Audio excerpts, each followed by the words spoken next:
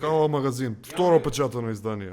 Ја го имам старото Купете списание, го. се надевам дека знаев да читам, ама ако окей, ти ги читаш за мене. Ова треба да се чита. Тоа окей, ова. Ова е сега за читање. Ке. Скала.мк купец.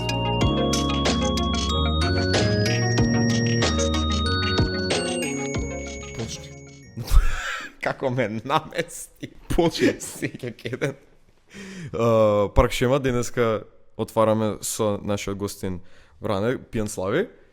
Welcome, здраво. ми е, добро ви најдов. Конечно форматот е малце посреден и сега и Андрија тука. Да, сега сме Од двајцата почетокот, одеднаш. пошто претходно тек тим онака напред назад правевме, ама Пак сме тек тим, јас сум со вас. првиот албум што ја сакам да го зборам, пошто многу луѓе ќе ме задават, пак ќе се збори за Radiohead. Да, вие сте како петиот гостин, мислам дека со Петиот, Radiohead.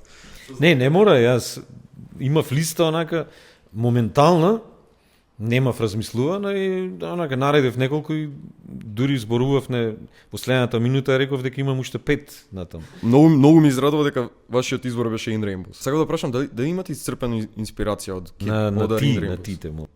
Да, имаш Оте ќе види многу тежок почеток. Дали имаш исцрпена инспирација од In Rainbows на некој начин од кога? Не директно. Јас некако несвесно црпам инспирација. Например, Бодан во Црнагора на еден фестивал ми рече: "Еј, колку ти како Том Јорк некако ми зазвучи на концертот." Значи, го имам тоа, сум ги слушал и веројатно си влегло под кожа, ако сакаш нешто, ќе најде начин да влезе и да се продуцира после. А директно не е нормално. Значи подсвесно. Тоа бегаме сите, нели, да не се повторуваме. Сами па камоли други да повторуваме. Моментално периодов се обседнав со терминот референц траки. И сега тоа баш што спомна дека се трудам да користам референц траки, ама да не дозволам да Па да, добро, во овие години позајмам нешто. не се трудам, знаеш, веќе е направен патот и веќе си поставена, не веќе туку одамна си поставена на некое место кај што си веќе определен, знаеш, онака кои си, шо си, кои ти се твоите влијанија, некои ги познаваат, некои не ги познаваат, може и сам не можеш да си ги препознаеш. Ама немаш фрка со тоа, немаш проблеми дали некој нешто ќе познае, знаеш, не си во првата фаза кај што ќе се уплашиш да не си доволно оригинален, да немаш што да кажеш свое така. Веќе има дискографија позади тебе. Да, што јас немам докажува проблеми, друго. некој ми рече онака, еј, ова ти личеше на тоа или на тоа другото. Дали го знам или не, сепак е окей. Ако е добра референцата, мене и ќе ме погоди онака кај што треба. Сам дека почнам да некој ако ми каже, пример, да ова ти звучи на тоа, ама да е нешто твое. Како нешто пак да се го Има и направи, така, не има и свесно. така. И тоа може да ти смета, тоа може поиќе да смета. Ти рече нека, овој ти звучи како пред 3 години албумот и Да. она да те стави во позиција дека се повторуваш, онака. Може да е повознемирувачко. Да. Ама претпоставам со, како да кажам, по-богата дискографија позади тебе се дешава нормално е после Да, 20 да. години дека нешто можно рандом ќе се повтори и си Да. го, окей, добро Па се. и тоа и реакциите не те потресуваат веќе. Да. Баш ме потсети In Rainbows кога спомнат за многу тој интересниот концепт што го има они за како го продадо тој албум. Не знам дали знаеш. Не, отворени ми слушате да чуе. А Ако мислиш за она дека го поставија прв пат беше во историјата дека дигиталната на бесплатно. дигитално без пари плати што сакаш. Тоа е добра реклама. Да, многу добра реклама и ме зачуди дека не го прават веќе толку бендови тоа. Мада тоа е Добро, ерата Том пред Јорк Spotify, излегува, пред- има доста вака на подкасти и воопшто онака се обраќа во јавност како противник на индустријата и тоа не е ништо ново. Мислам, не е ни случајно, ниту пак изненадува тоа дека така настапиле тие први. Но сега имаш страни како Bandcamp што тоа има како основата. Као еве нови артисти што никој ги нема чуено, плати што сакаш, видео ти се свига. Ако ти се свига, доплати. Ако Да, и плюс добиваш како екстра ствари, мислам бонуси ако Тоа е платиш. некој тизинг. Иначе како одеднаш не можеш да купиш. Треба да чуеш. А да чуеш, не треба да е скапо многу ако е непознато. Ама гледаш тие како позната група направиле пак трик на триковите, онака да привлечат затоа што стојат за таа филозофија и со тоа привлекуваш составот. Онака, во пракса го реализираш тоа што го проповедаш. Така. Баш спомна сега за дека треба нешто да чуеш пред да се решиш да го купиш. Моментот кај што не си имал прилика да чуеш некој бенд пред да купиш ни на CD или касета дури на. Ама во моето време беше не беше поврзано толку со такво со пребирање, туку беше празник кога чекаш некој албум од некој артист, како да речем, некој изведувач, не знам. Те многу луѓе го мразат, артиста мајте не најдов. Уметник па уште повеќе го мразат, многу надуено е. Значи чекаш некоја група да објави нов албум и се радуваш пред време, пред да чуеш. Немаш ништо, никакви информации немаш. Да, нема песна. И тоа траите билда. Се билда очекувањето и после си среќен онако, нема промашај. За нови работи, па тоа цело време се борела индустријата како да уфрли нешто ново. Тогаш кога немаше кај самиот да ископаш нешто, например, ете да збораме за локална сцена, кај што немаше индустрија, немаше голема индустрија, тие неколку бендови, Лепи Сол таму, Мизарете, исто во мојата младост беа онака југословенски познати. Нешто ново кога требаше, си имаше своја платформа младината, значи одиш го слушаш на гитаријади, имаше фестивали некои соодветни. Немаше толку клубски свирки пак од друга страна. Ама се наоѓаше од човек на човек касета. Ќе ти дај некој, ако се интересираш ќе стигне тоа до тебе. Треба да посакаш онака, да се отвориш, да го посакаш и да го побараш на тој начин. Сега има толку многу опции што некако се јас барем се губам. Например, кога упалам Spotify има толку жанрови, артисти, све што сакам да слушам, но кај испака кога ништо не слушам, пошто не можам да си го најдам она што. Па сега, знаеш, и така делуваме спрема новото време. Јас одамна сум го напуштил концептот на долг албум, која се збора на долго слушачки. Мислам дека нема нерви, нема се вниманието е стеснето. Не е проблем ти дали си квалитетен, дали си вложил тоа, туку ќе ги малтретираш, нема да им дадеш можност на луѓето да копаат понатаму, знаеш, ако ги држиш многу. И нема да имат нерви, нема да имат внимание толку. И ќе биде така, малку насилно, така што еве, јас тоа EP-ето дамна ми се формат, онака што го и самиот со нашата работа го пропагираме и вака, кога филозофираме општо. А се копа, се губиме. Од едно на друго, ти едно бараш и после си заборавил што бараш, одиш на нешто друго, ти излегло по патот. И така некако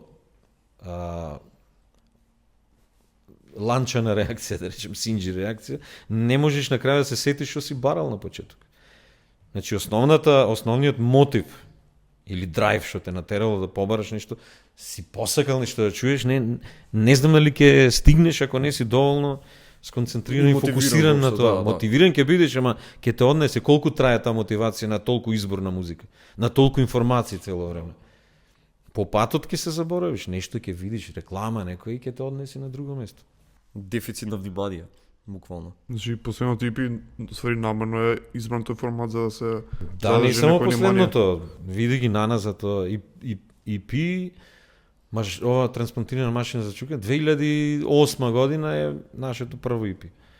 Пред 15 години тој формат некако мене ми легнал. И не сакам филери од друга страна. Онака многу се работи кај нас, многу внимаваме, ако вадиш песна да сакаш да ја свириш во живо или па ако не ја свириш да има нешто, знаеш, повеќе од. А ја потоа се нервираш што беше тоа EP. Толку ми фалеа уште такви песни. Па подобро да ти фала толку колку вишок да биде. Да, сега мојата филозофија. По модерни бендови, мислам, тазе бендови сега што почнуваат да пуштаат албуми, секад ставаат не ни филер песни, туку скечови прават. Или нешто што не би го ни класификувал како песна, на пример Viagra Boys. Да, скитови, као не се... Да. Само попунуваат простори и даваат некоја приказна. Минута и пол, две, колку да речеме дека сме стигнали до 40 минути. Ма добро, за да се тоа лажи ако као индустријата, ако е некој познат, па индустријата бара некое време траење под кое што не може да се дозволи. Тогаш се смислува нешто. Мислам дека зависно од поединецот некогаш е полесно песна некој да дојдеш отколку да излезеш од себе и да направиш нешто друго што не ти лежи. А може да е природно тоа што го правеле, не знам за кој се работи, јас сам. као пост-панк бенд од Шведска се. Да, ама може да идејата била да така да биде мултимедијално, не знам, да не е само музика. Да. Ако концепт е, да, концепт албум или некоја порака се пренесе. Мада има The Soul Dog песната, например. Тоа е најдобрата песна. Буквално е стар човек као од Луизиена од Америка, си клацка на столица и збори за неговото куче колку е старо. Хилбилис. Да, Hillbilly збори на као телефонски микрофон. Да. Мојот куче е премногу старо. Додава на приказната. Не, Видиш како те погодила приказната. Значи Ми остави печаток, ми остави Епа. печаток. Ама каков печаток? Као за Не, тоа мислам, смешен, плюс или интересен. минус? За мене не е еднакво, онака како дека ми се смешен. Ама штом го кажуваш, значи сепак направиле некој ефект со тоа. Да, тоа дефинитивно. Еве, можда ако не беше тоа, сега видиш како пипците се пуштени, немаше да се споменат. А сега можда и ќе ги поварам. И по патот ќе ги заборавам. И ќе најдам нешто друго. Тоа за премногу избор дефинитивно е, пошто не знам, мене ми се случува многу често кога ќе пуштам еден бенд и кога ќе видам дека албумот има 50 минути, 60 минути сум као.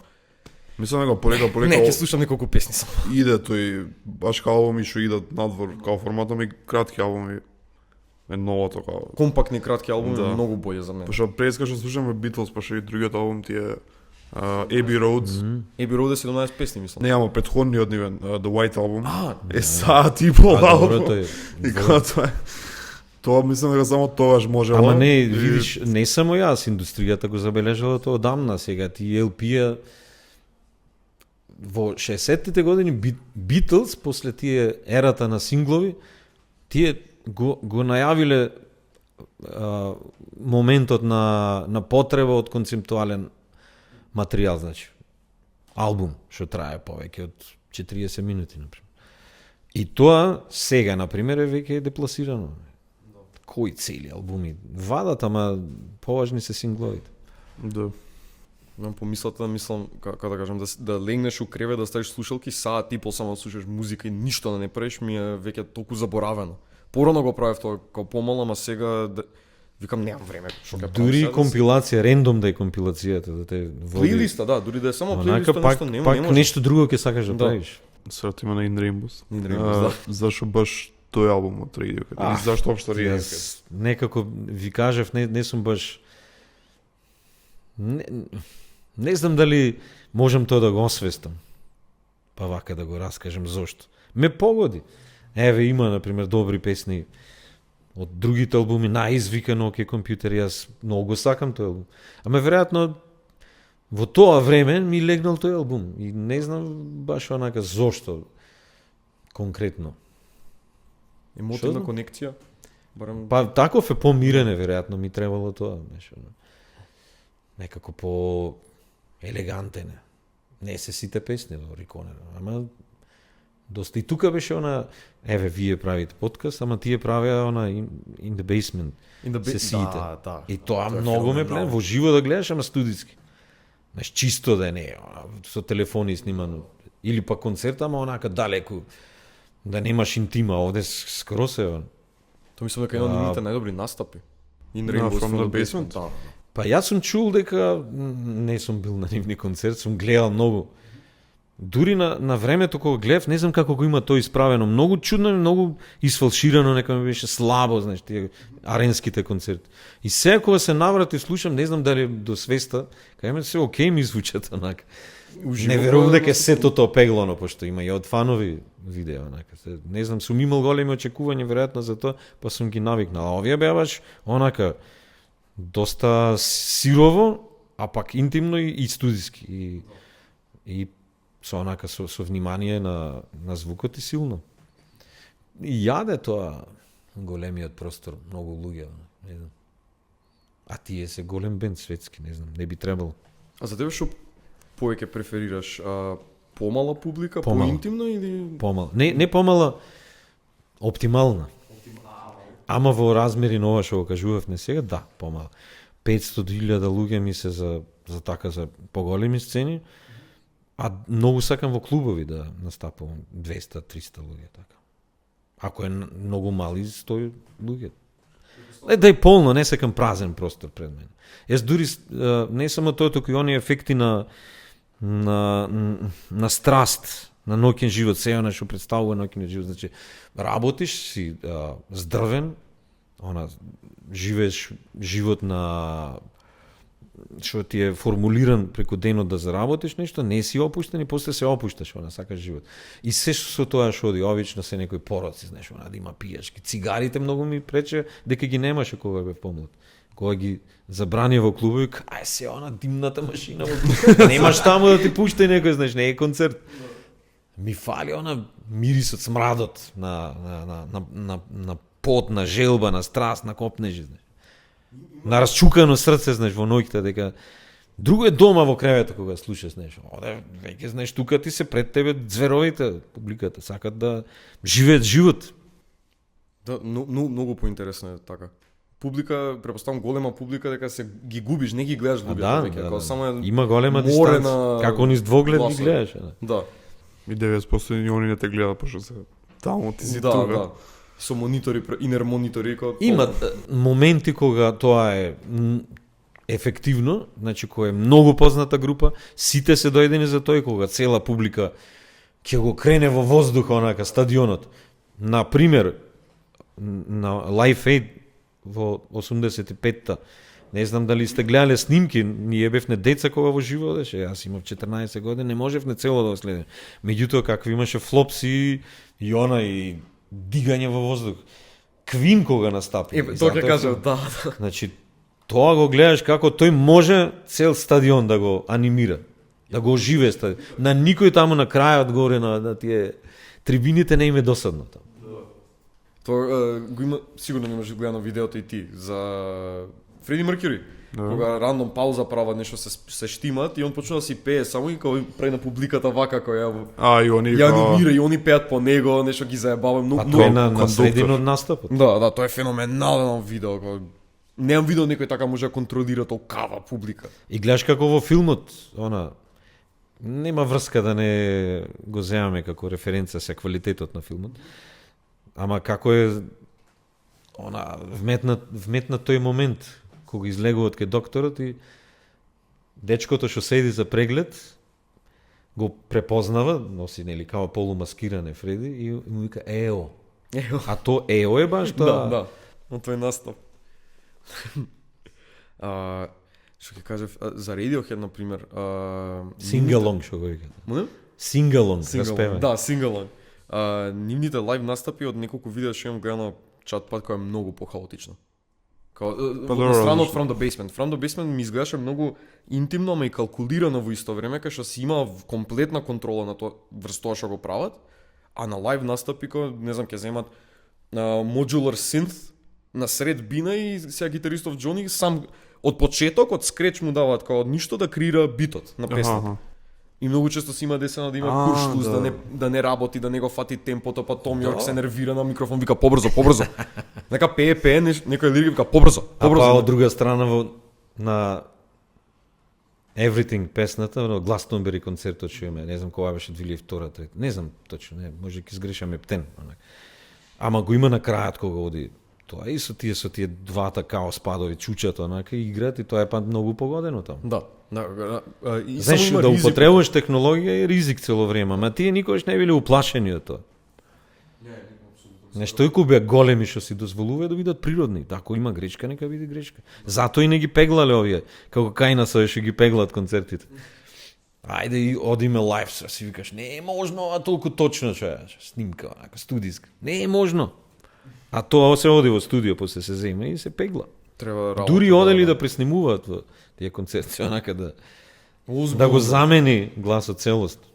незадоволен. Ја не знаем со. Немам чудно за липсинг, ама некој, мислам, кога пејачот да се врати за снимката да ја пресними за неговиот вокал. Па, или ако гитарата, како правиш липсинг?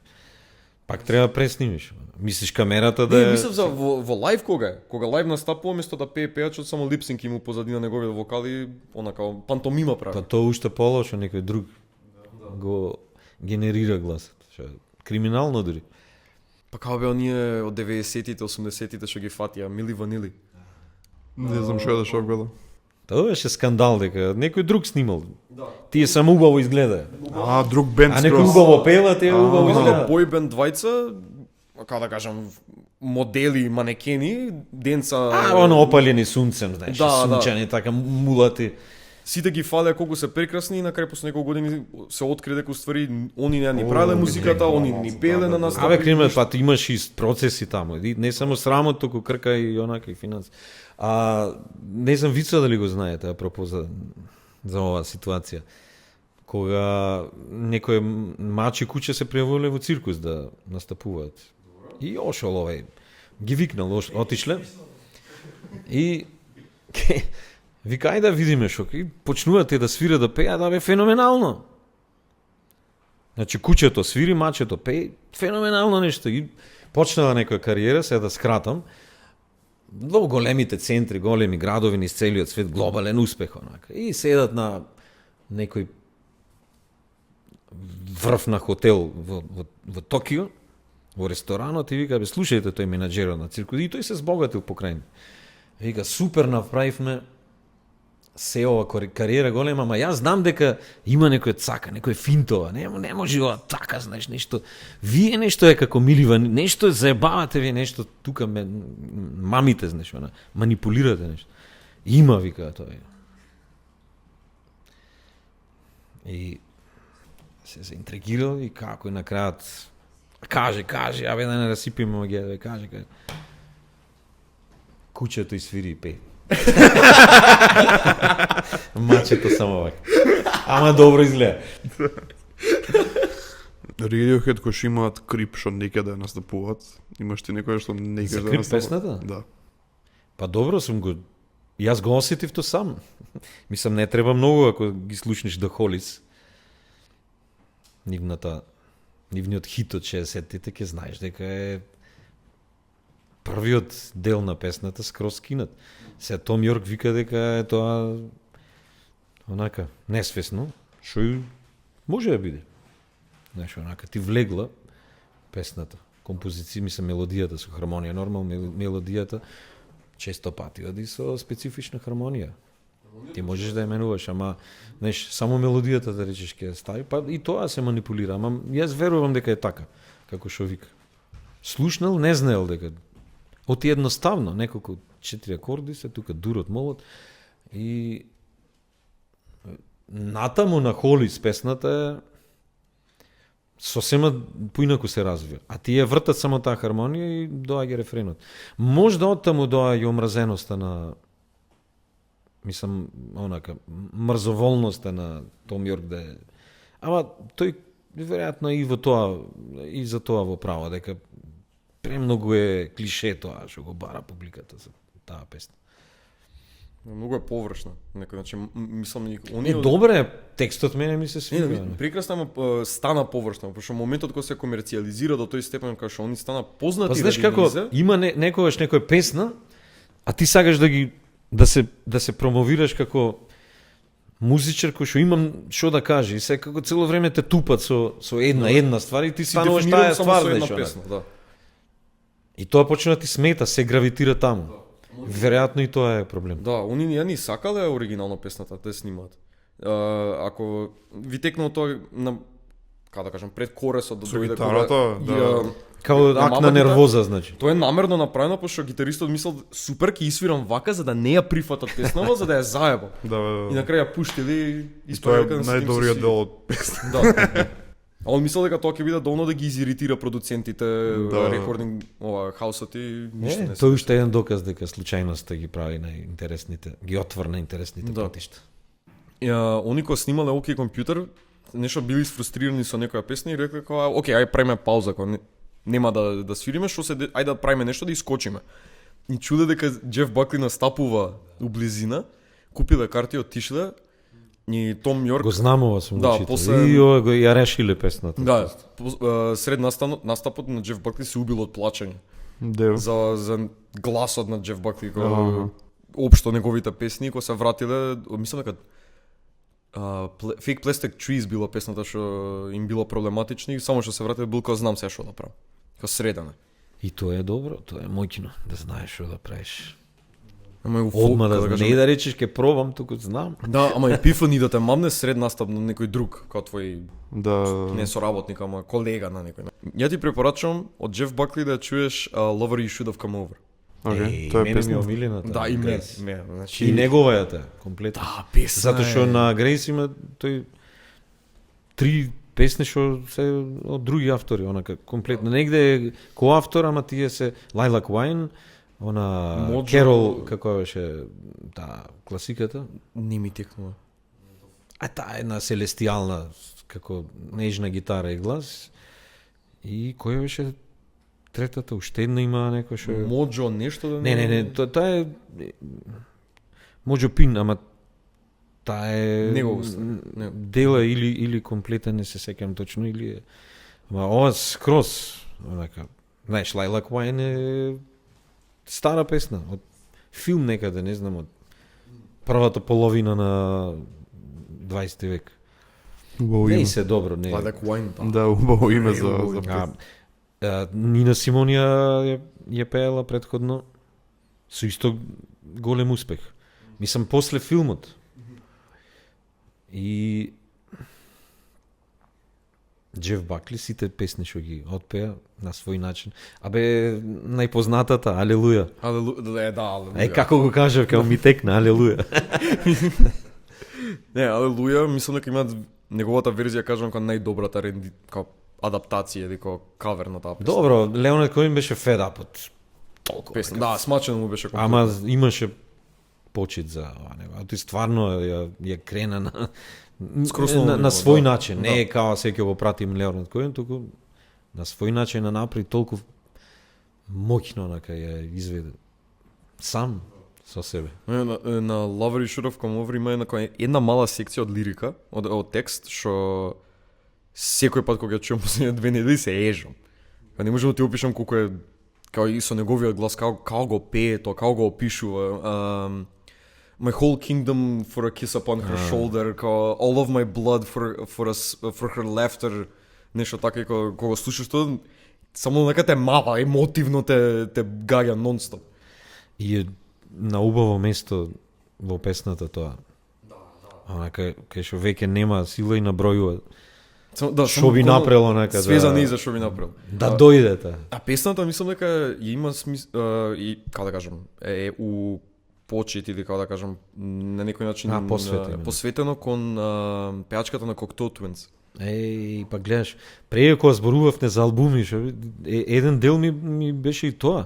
Јас кога студирав тука на филолошки, некаде 93-та, 4-та, 5-та бев тука редовен студент, ги слушав многу Cocteau Twins, а во меѓувреме ме запозна и со Морфин.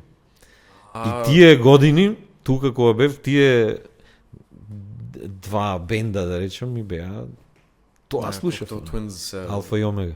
апсолутно. Посебно дека си пеачка да си пее на свој јазик. Измислен Да, јазик, па дека. тоа е тоа. Тоа е многу убаво, не знам, многу интересен начин да пренесеш, кога го користиш гласот само како инструмент. Не е порака, не е ништо, само е емоција. А и сами и песните кои ќе ги видиш она добро 80-ти бе имаше, сега кои ги слушаш, така не беше нека голема продукција, ама своевремено, така доста ангелски делува со тој измислено како елфски. Епа, Teardrop ја знае, знаеме како. Да, Teardrop од Massive Ја Attack. пее, да, Елизабет пеачката- Фрейзер. Да, Фрейзер. Она е лириката, тоест текстот го има смисла, Лука ми стави у глава се дека не е лирика текста. Текстот го има смислено буквално од кога открил дека Джеф Бакли умрел. Па Кога да пак е кон него. имаат испеано заеднички песна со него. Имаат заеднички? Да. А таа беше инспирирана многу од таткото, од Тим Бакли. Тим Бакли, да. Тој Психоделија има свирено, мислам. некој 70-ти, некој авторски на сингер-сонграјтер, ама има доста и джез елементи и така. Интересен е многу. Негова песна е Song of a Siren, како се викаше? Song of Silence? Не. Siren, Сирена. Сирена, Sirens. Таа песна е многу позната и таа во Dismortal Coil ја обработува. Таа песна и така некако веројатно некој линк се прави меѓу нив и после снимат заедно песна. И се таа е пријателки на таткото што исто завршува некако под неразјаснети околности, но друга истата судбина. Да, скрос исто ствари. А како што знам, Джеф Бакли се удавил нешто. Тој беше во Волф реката. Кај беше таа? Тенеси, не знам точно. Ама снимале, мислам се подготвило за нов албум, ама не знам то. Веројатно е онака како на англиски ми текно coping. Не се изборил за моментот, веројатно. Тешко му било дека не може да повтори можда Грейс. Иако Грейс лошо поминал на почеток. Да, не било популарно како што сватам. И после смртта, ама види, дури беше жив тој, сегде ги канеа се. Не се тие големи шоа, ама по Европа растуре. Сега како излегуваат видео од телевизиски шоа, сегде ги има. Он почна устари баш пред да му експлодира како цела кариера, пред да стане екстремно познат. спремено. Но. Има еден филм сега се вртеше на телевизија пред некој време. Така, не ми е баш нешто. Знаеш, кога имаш така некоја емотивна врска со не, тешко да те погодат. Многу на некој многу чуден начин ме потсеќа неговиот стил на пеење и емоцијата што ја пренесува со песните на Даниел Џонстон, ако го знаеш. Даниел Џонстон, ти го имам и тебе спомнато. Рандом небитен човек во Нью Йорк што пател од биполарност, шизофренија, PTSD, онака список на ментални болести. И сам си ги има снимано, кога си рекол сакам да правам музика, пошто убаво му доаѓало. Си имал снимен на албум, мислам дека беше Hey How Are You? Се вика. И стана познат и луѓе го открија пошто Курт Кобейн ја носел неговата мајца, како со неговиот албум кавер.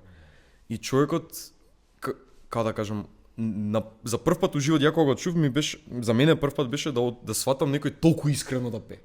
Се гледаш на Kill Your Idol и овие обратно прават, да го оживе идолот. И не мора да е жив тој, може да е веќе починат, ама делото да му го оживее, знаеш, не. Ама никој не го знаел, на вистина не идел на настапи, не правил ништо. Интересно исто со Ник Дрейк исто приказано, како онака со децении не може, тоа го има по филмови ваму таму, ама никако и се нема тој таква блескава слава, поскумно нормално, ама пак е некако го запозна светот. Одвам од таму луѓе што го сакале, знаеш, познати и го промовирале. Па да, така со мајца без мајца, како Даниел Џонстон, Скот Уокер исто стана познат ради Дейвид Бови. Да. Пошто Дейвид Бови една најчните причи што ги имам слушнато е дека бившата на Скот Уокер тоа е точно. Била со Дейвид Бови се гледала и кој секој пат кој идела дека не за да преспива, му пуштала. Да, и така тој го засекал. Да, и он први што го мразел, пошто бил како кој е овој бившиот твој како што е музикала.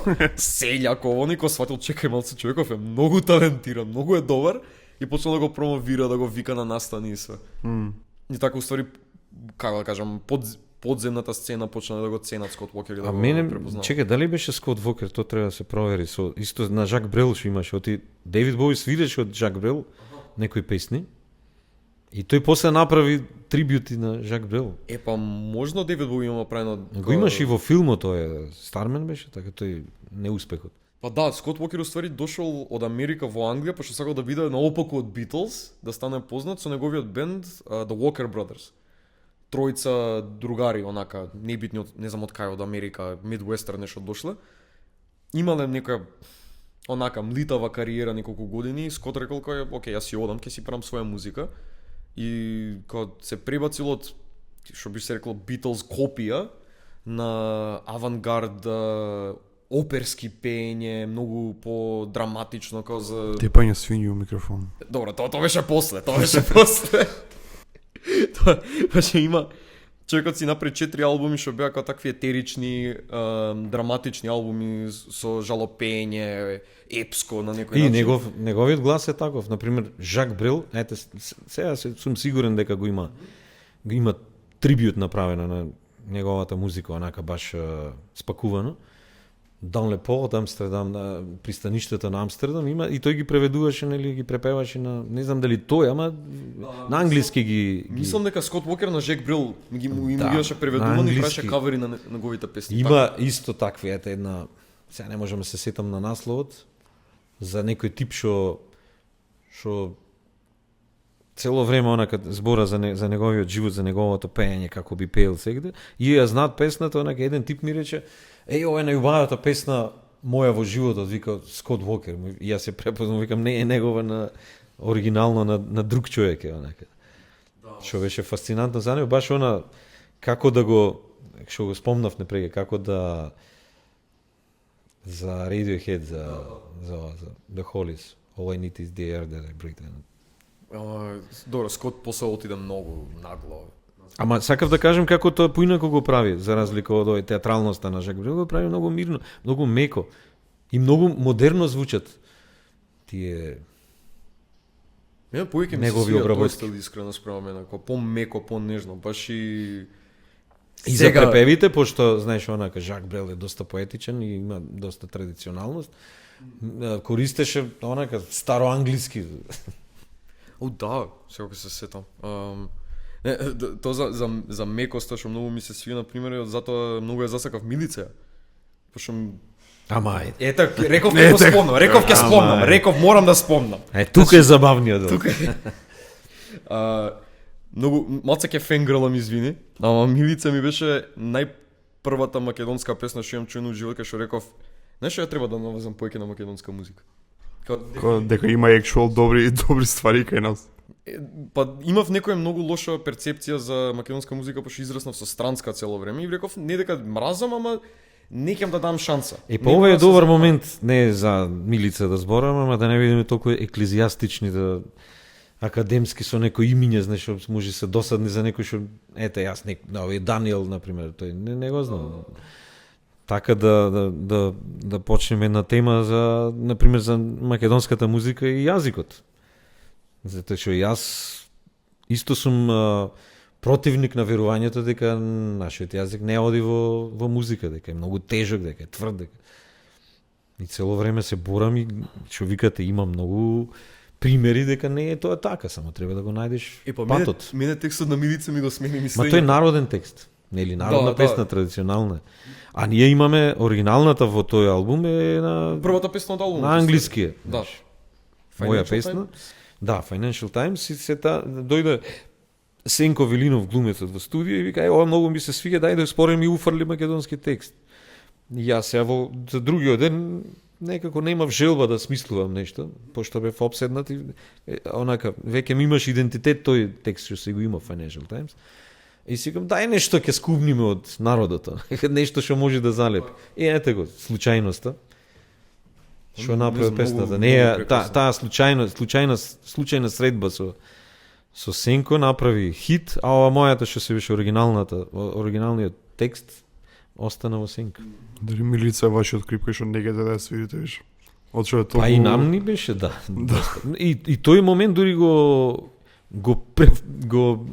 префрливме. Имаше во еден момент кога беше многу тешко да се. А сега неколку години ја свирим онака без проблеми. Сега прошла година. Да, без проблеми ја свириме во клубови онака. Или кој ќе има поопшта публика. Ако свириш некаде кај што не е баш твоја одбрана публика, не глупо е да се поставиш како млад човек онака поборник на твојата идеја, знаеш, треба да се прилагодиш, не те викнале тие тебе на твои години онака бунтовник да видиш тука. Ете, да го даеш на твоето што тие мислат дека ќе го сака народот. Секој пат кога чувам гитарата на интрото само се топам. На Милица? Да, гитарата ми е многу ми се свига. Јас ја свирам Онака би сакал, пошто не сум музички трениран, многу сакам да ја научам, ама нека не можам да ги препознам баш нотите кои слушам, мислам како ај ќе пробам. И ја имав забораено, онака, Сега добро. ти е шанса тап да побараш. Тап да побарам, ако... Како може ми требаше гитарата да се... Ке се научам на брзинка. Beatles, Abbey Road. Abbey Road. Таму ми има омилената песна She's So Heavy. She's So Heavy? Таму ми е омилена песна од секоја, од цела дискографија на Beatles. Озбилно? Да, многу е добра песна. И многу е у контраст со остатокот од албумот, пошто сите други песни се како минута, две, и некако се... И па тоа се две песни затоа. Спојувана е од првиот дел, блузот, и после онај рифот што оди во бесконечност, тој е посебно сниман. Ги спои. Не е замислена како една песна. Ама Да. правиле експерименти со тоа, баш преќе правев немуват Да, за она, да, за го медлито. Да. Како текнал на Пол Маккартни и на Џорџ Мартин да направат што е, секогаш имале некоја иновативност. И тимот нивниот, најдобрите луѓе секогаш, а и тие самите. Ако не беа тие самите такви, немаше да имат таков тим. Значи да направат онака парчиња од кратки песни да ги спојат во едно, да направат некој не знам, некоја композиција таква. И општо као има... Како е се е во противно со индустријата, нешто. Како ќе ја пуштиме како? Да, не се важи усвои како посебна песна, него мораш како албум да го... Можеш и посебно, се ги пуштаат секако, ама така да ги споиш.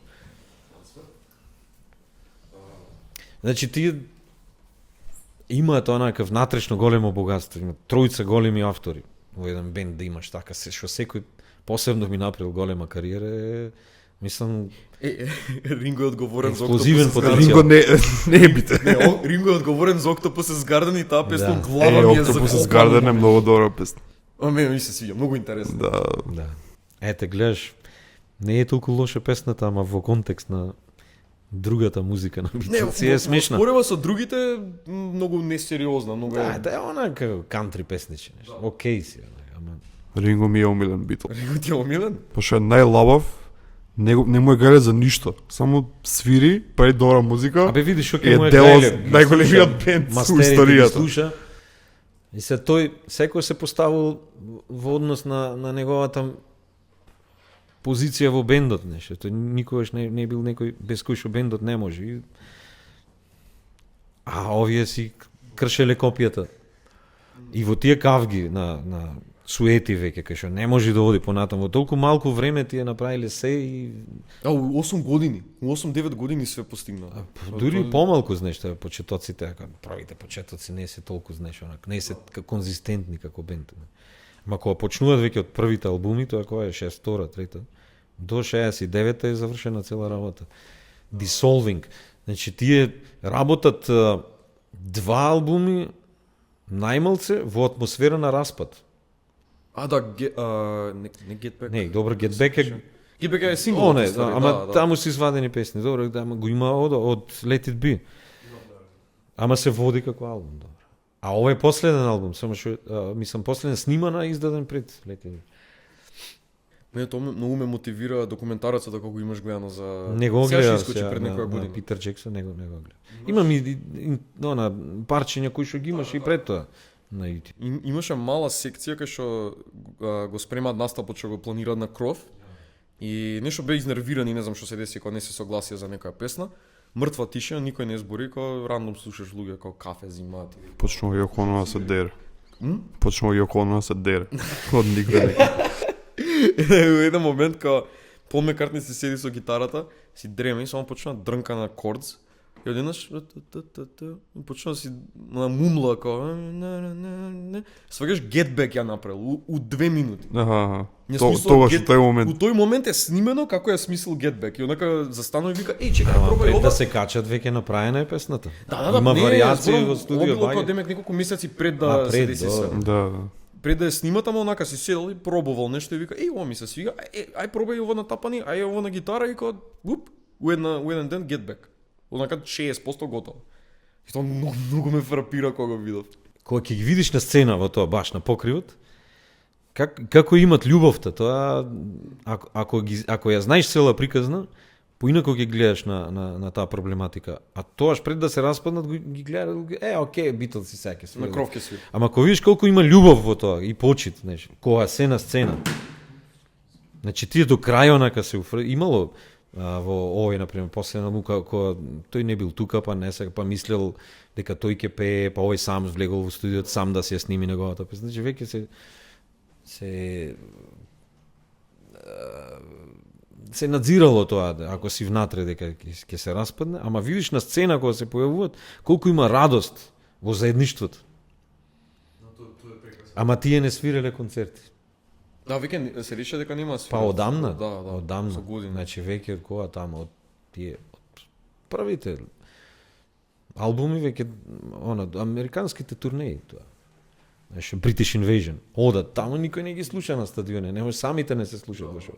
Само И рекле, сакаме да не слушнат луѓето и нема да свириме во живот, дури не спласне, тој никогаш не сплатне, ни денес. Па така го има прашано. Ама тој и често, знаеш, не знам ли си гледал Тами шоу на Джеймс Браун. Цело време вриштат тие, цело време позадина на хистерија имаш. Не се слуша музиката. Но тога нема веќе. И то стои онака како некој ефект. Да, ефект кој екстра. Ама понекогаш е песната, претеризам. Ама колку го замислам, го нема веќе тоа кај нас. Не се дешава веќе Кој Колку има кај за... Мислиш кај нас во нашето време? Во наше време, као нема Има масивна за хистерија. млади. Јас имам слушнато за, например, овај, не знам, од Кен Расел, Листоманија, дали сте гледале филм? 70-ти кога. Значи, познато е направен филмот како Лист Франц Лист е рок стар. И тука се и другите композитори. И читав за тоа дека Франц Лист уствари не е случајно тоа направено, дека бил онака некој автор, ама е повеќе имал харизма кога свирил, тоа е поважно за ова што го кажувам. Жените реагирале со падавици, со вриштење, значи на класична музика, на романтизам ти онака да се ништиш од полудување. Не е ново уствари. Не е нова, ама овде го направија, знаеш, го донесе до култ. Она младината дека е на колена пред рок-н-рол музиката. И тоа веројатно го граделе тие како индустријски потек. Па да, реално. Таа хистерија, мислам, фантазизам некој начин кога хистерија и после кога го гледаш се пренесува на тие дома и што слушаат и секој мисли дека тоа е кога го слушаш дека така треба да правиш и да купуваш плочи нормално. И мерчендайз. Да, некој вид на промоција.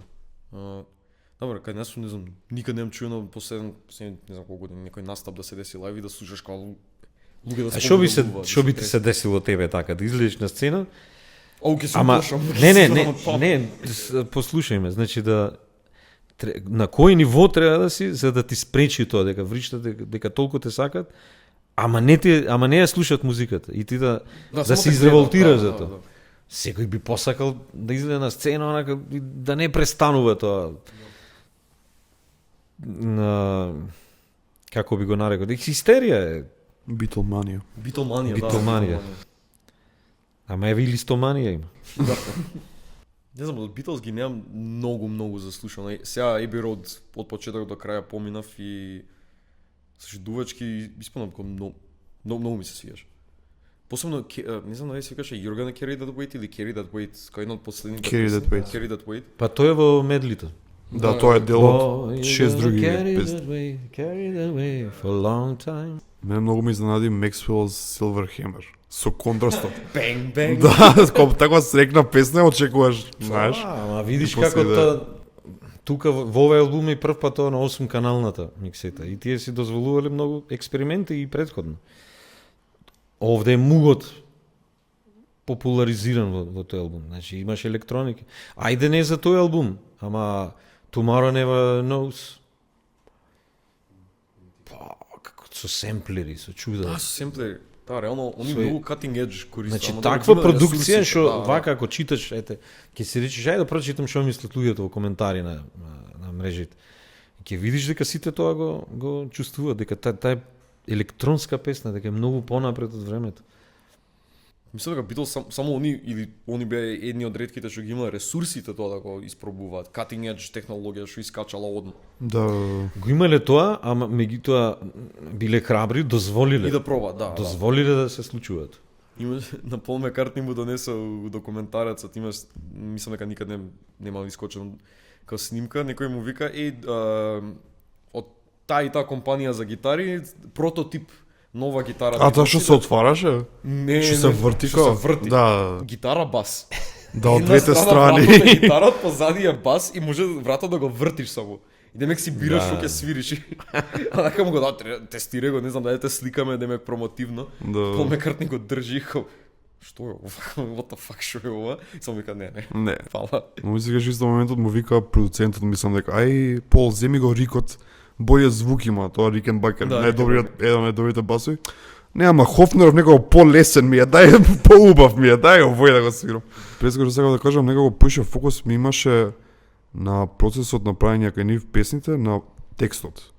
А толку се исто и добри музичките делови, но некако никад не ги замислував Beatles, кога демек сега ќе размислувам кој акорд, некако природно да име Им доаѓа. Ко текстот им е главното, а свет друго им е природно кога им е дојдено. И тоа ми се потврди Мене со... па обратно ми, мене ми е пак имам впечаток дека е многу моќна нивната хармонизација. Да направиш хармонија, мелодија. Значи биле и продукција. Сето тоа вкупно. Јас па никогаш не сум се фокусирал така на текстовите. Не многу имаат и често и мистични што не би кршел глава да влегувам во нив, а веројатно и ништо и не значеле во таа ера на ЛСД, на експериментирање. Онака веројатно и онака и самите не се занимавале со тоа. Овој She's So Heavy е минималистички текст, љубовен, онака. Да. Сакам за Јоко Оно. Ама инструменталната Тоа да е кажем, многу една добра. реченица да ви кажем тоа. Песната е долга и на крајот оне инструментално е да ви колку е јак тој. Тој рифот. Што оди во бесконечно, тука мугови гитари, втори, трети.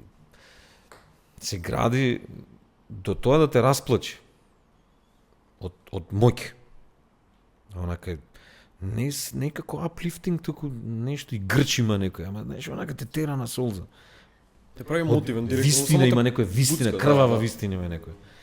Не види само од крај на една песна како се развила. Тоа е уникатна работа. Значи со секој албум имале по нешто што интересно е приказнато и со овие со конкурентноста со во таа иновација со Брайан Уилсон со Beach Boys. Како цело време овие прават албум, овие на тоа се инспирираат едни со други, знаеш. Као некој вид на friendly rivalry. Да, Така, Америка конкуренција си имала. и островот. А никад не било прашањето Beach Boys Beatles, него Beatles Stones. Ма тоа е друг дуализам е тоа. Нешто е на популарност дори. Овие се Да, скроз различни Да. континенти се. Меѓутоа на музичката иновативност кај што Стоунси се надвор од игра, значи тие повеќе се општествено иновативни и силни отколку што се, мислам, продукција феноменални има, ама нешто како иновации на звук никош не се знае. А овде буквално тоа хармонии, мелодии и продукција во овој дуализам на Beatles и Beach Boys. Значи почнува од Beatles, ама овие здраво реагираат. Онма реагирали кога почнал так. Тука мислам или Revolver или Rubber Soul дека почнува со тоа, таа револуција на кај што се вклучува и овој Фил Спектор. Нешто тука тие продукциите тука се Фил Спектор како го зафркнул Леонард Коен. Многу го сакал, ама тој бил будал, онака пиштол вадел. И му пропасти цел албум, онака се продукција му прави за рок продукција на интимистичка музика. Знаеш, ди тоа може колку и да си ти добар со технички добар, ако промашиш суштината, Да, нема ни џабе. што си постигнал. Јас многу сакам филмска музика, вака малку да... Филмска музика? Да. И кога патувам, слушам филмска музика и тогаш слушам музика јас најчесто. Или во рамките на филмот ја слушам музиката, вака многу ретко седнувам што викаш ти Spotify, обично филм би пуштал или на телевизија онака сурфам. Во смисла дека има вртам по каналите и се вметнувам некој добар филм, онака како да сурфам, да фаќам добар бран. Многу потешко ми е во тој хектички живот, онака да се спремам и сега ќе гледам филм. Се нешто испаѓа, знаеш, да не можеш, да немаш концентрација. И така на пат нема кај да одиш во комби, онака си спремаш музика дома, тогаш онака некако добиваш иницијатива да се посветиш. И си викаш, шо да спуштам сега? Ама, ете, некош нешто покласично, некош ќе прашаш некој, ќе ти понуди нешто друго, некош самиот компјутерот ќе ти понуди нешто, ете, Spotify има добар момент во тоа да ти го препознае Да. на вкусот, на сокат. А Енио Морикон ти е најомилен филмски композитор? Па не најомилен. Јас така ти викам ги лупнав тие како референција да можеме, не, гледаш, најмалку збораме за тие албуми што и кажев. И тоа е живот, знаеш, онака, шо па сега толку. Не е идолопоклонство, онака, не. Многу музика сум сакал се еден да одберам. Енио Мориконе, шо, Херман, ова е, речи го, Херман